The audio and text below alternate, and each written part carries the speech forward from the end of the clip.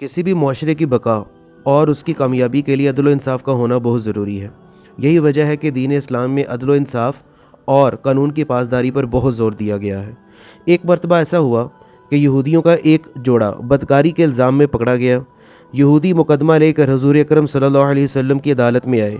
ملزموں پر بدکاری کا جرم ثابت ہو گیا تو آپ نے یہودیوں سے پوچھا کہ تمہارے ہاں اس جرم کی سزا کیا ہے؟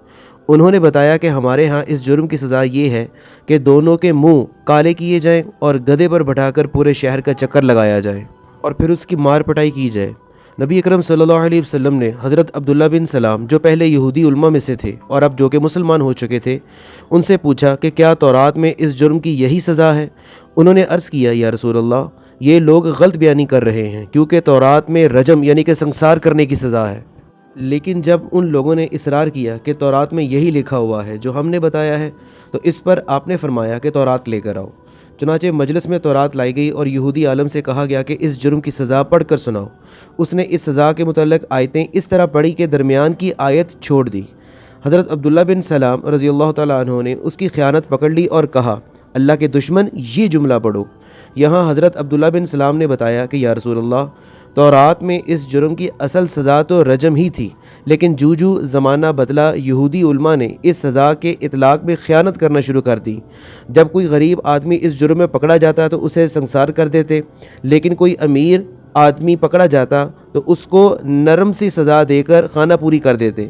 اس پر آپ صلی اللہ علیہ وسلم نے بڑی اہم بات بتائی اور آپ نے فرمایا، جب کسی قوم جرم کا ارتکاب کرنے پر عام آدمی کی سزا مختلف ہو اور با اثر شخص کی سزا اور ہو، پھر اس قوم کو تباہی سے کوئی نہیں روک سکتا۔ اسی عدل و انصاف کے حوالے سے ایک اور واقعہ آپ صلی اللہ علیہ وسلم کی زندگی کا۔ ایک عورت نے چوری کی، چنانچہ وہ نبی اکرم صلی اللہ علیہ وسلم کے پاس لائی گئی تو لوگوں نے کہا، رسول اللہ سے اسامہ کے سوا کون اس کی سفارش کے بارے میں بات کر سکتا ہے یا ہمت رکھتا ہے؟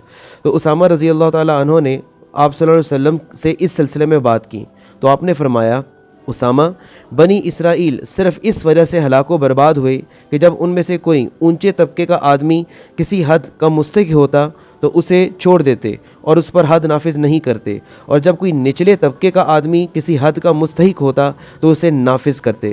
اگر اس عورت کی جگہ فاطمہ بنت محمد بھی ہوتی تو میں اس کا بھی ہاتھ کاٹ دیتا۔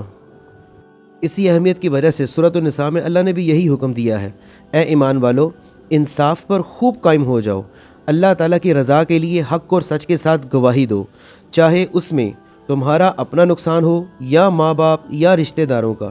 جس پر گواہی دو وہ غنی ہو یا فقیر، بہرحال اللہ کو اس کا سب سے زیادہ اختیار ہے، تو خواہش نفس کے پیچھے نہ پڑو کہ حق عدل سے الگ پڑو، اور اگر تم گواہی میں ہیر پھیر کرو یا منہ موڑو تو اللہ کو تمہارے کاموں کی خبر ہے۔